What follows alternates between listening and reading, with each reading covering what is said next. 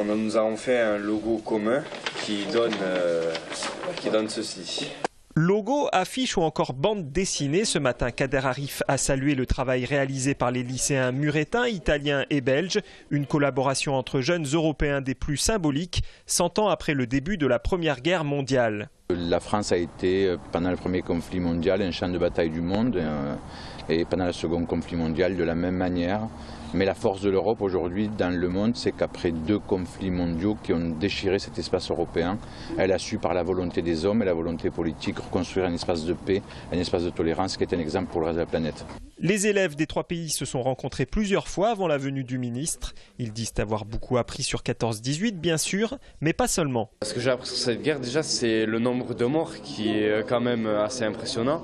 Et aussi ce que j'ai appris, c'est que c'était assez bien de travailler avec d'autres pays en commun. Je trouve que c'était un bon projet. Oui, sympa, mais un peu difficile parce que tu dois parler l'anglais et le français.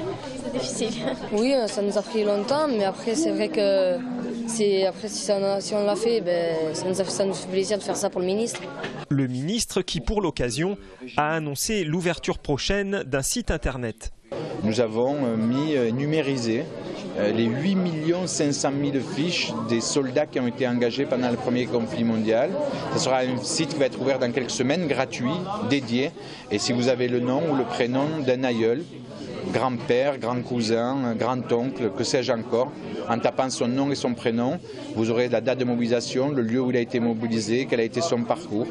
À la fin du mois, les commémorations autour du centenaire débuteront officiellement. Dans l'académie, une 50aine d'événements labellisés par la mission interministérielle auront lieu. Côté éducation nationale, les élèves seront notamment amenés à travailler autour des noms inscrits sur les monuments aux morts.